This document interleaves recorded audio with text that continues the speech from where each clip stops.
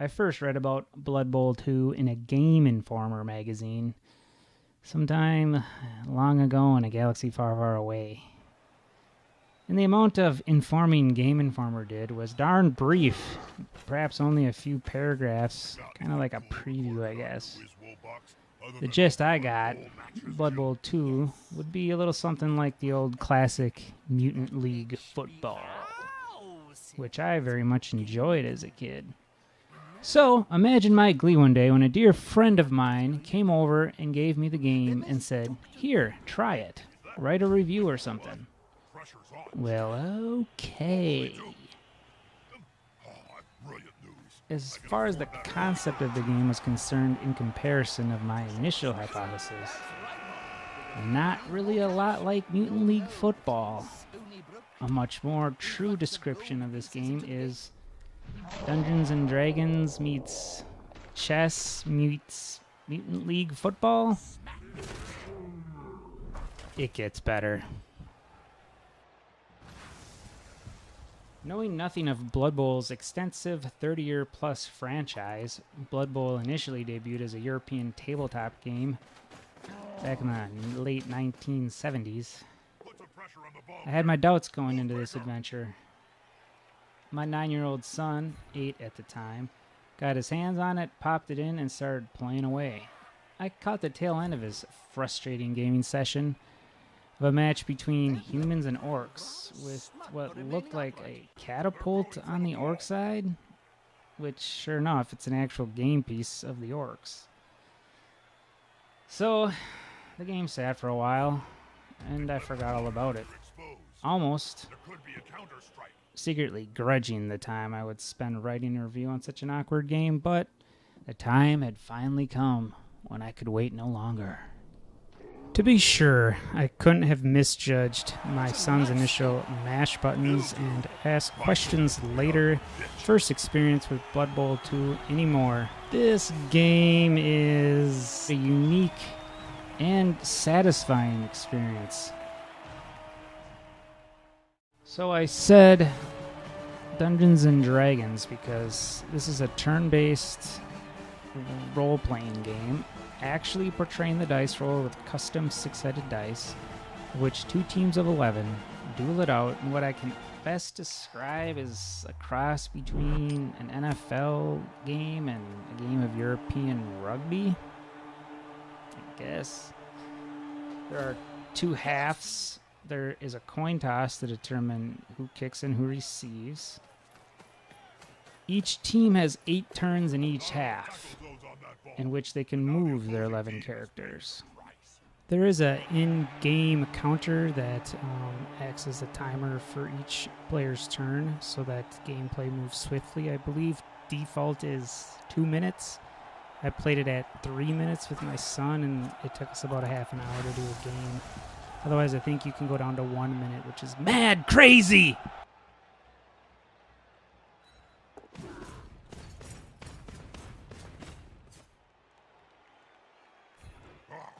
Last minute pass, but will it go anywhere?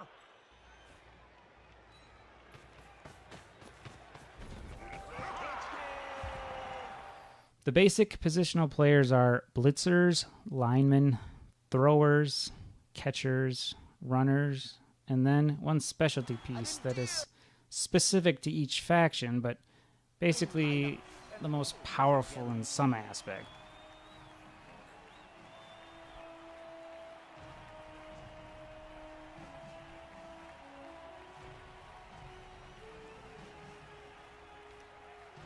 The human's specialty character is the ogre.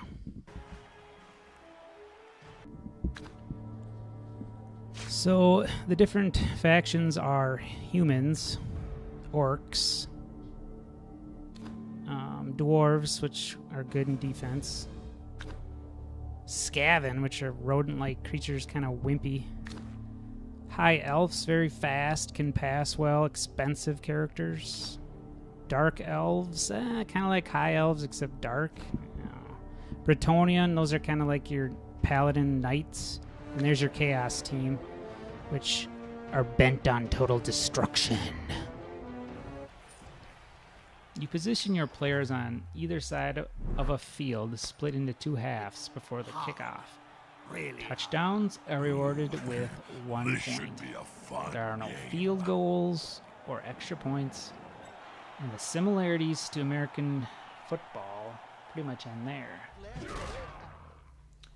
So, to begin, the kicker punts the ball, and away we go. How are we doing so far? Skeptical, like I was? Well, it has to be scoring. There are a few different modes of which you can play. There's an extensive online league, which I didn't yet dive into, but suffice it to say, there isn't a shortage of content here, and for those online gamers who love P versus P action, you should have enough on your hands until the servers are shut down. There's also a one-player campaign mode and a quick play option, of which you can challenge a couch buddy or play against the AI on 3 different modes of difficulty. We have a mix: chess, Dungeons and Dragons, and Mutant League football. Here's a brief little nugget of the campaign action. Hell of a show, doesn't it, Bob? It sure does. Oh, Thank you, Bob. So here's our first cutscene in the campaign that is depicting our Reichland Reavers and how much of butt suckers we are. So this is the team that we take over in the campaign mode. no wonder this team hasn't won anything in 20 years. There's only so many double skulls rolls you can kick. Fans start claiming that's a load of steaming bull. Ah, no, that was the Reavers' last public appearance. So you can create your own team and give yourself all sorts of snazzy colors and whatnot. Give yourself a little motto, ouch time, and pick yourself a stadium. So you can also pick from these little perks.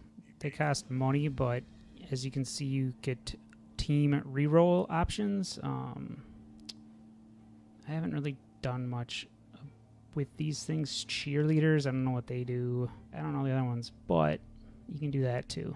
Each player is fully customizable from an assortment of predetermined names. You can even create your own custom names. And 20 or so heads. Took the liberty of creating Mr. Robomare's Gaming's very own M-Kling Sizen 5 and RT Nightmare.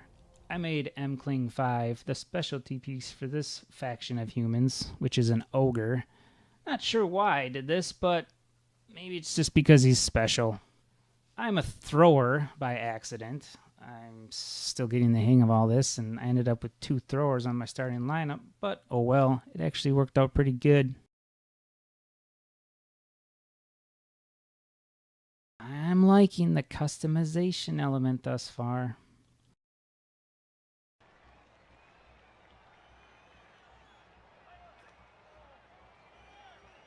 So during one of my kickoffs, you'll see that there was a riot in the stands and many fans rushed the field. Please take a moment to appreciate the Darklands style artwork. Basically, the ensuing aftermath left a random number of players stunned on both sides. So this is getting interesting indeed. Yeah. So you're allowed to move a certain number of spaces per turn, depending on the character's agility. You have the option of going for it. The term Blood Bowl uses to gain additional few spaces, but at the risk of falling over or tripping, in which case results in the forfeiture of any remaining moves left on your turn. So save these risky plays for the end of your turn is my advice. Once per turn, your collective team is allowed a blitz move. This is either moving more than one adjacent space away and then attacking/blocking an opponent/enemy, or rising from the ground and then moving. Otherwise, getting up counts as 1 turn. If you have the ball, you can hand off to an adjacent space. A good time to hand off the ball, Bob? Depends if the receiving player can grab it without dropping. There goes Or the ball. pass. Always a heart-in-the-mouth moment. Well, not my heart. And catch and run, although I don't have footage of this. Although this is a good shot of moving and then And throwing. also near to the end zone.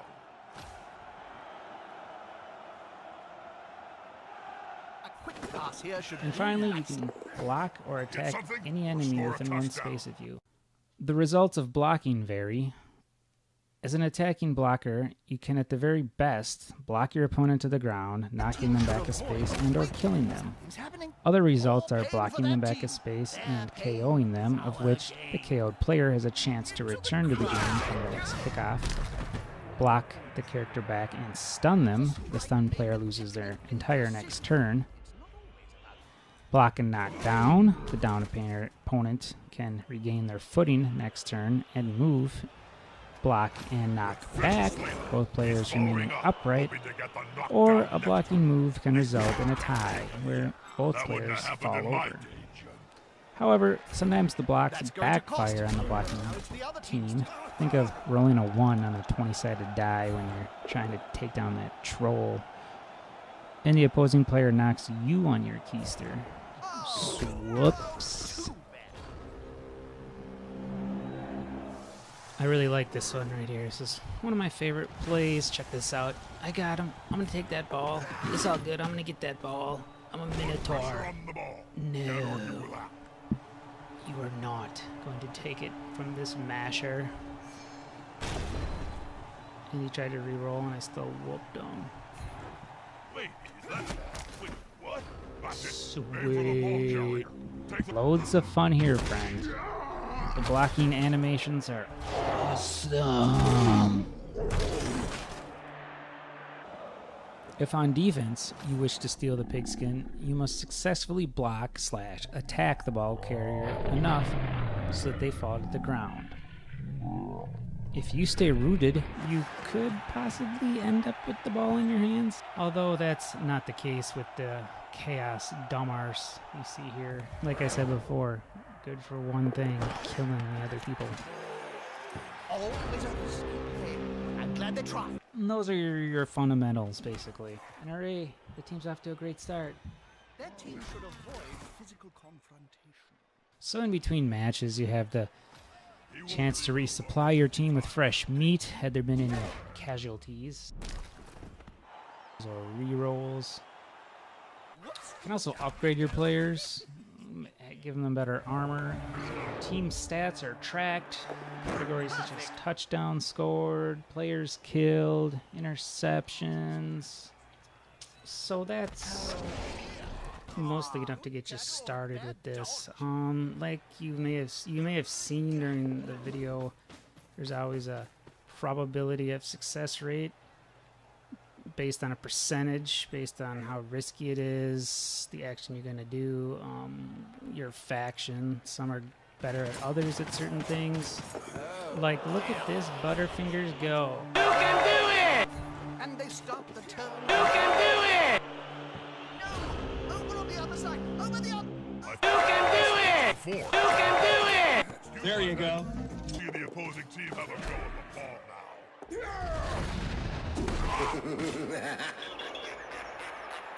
That ref is sending the player off. He's gonna have to join the RP. Alright, in summary, I'm going to give this game an 8.5 because of many a thing, and here we go. It's got good graphics, it's got good sound, it's got good music. None of it's great, but none of it needs to be really for what it is. The gameplay is excellent.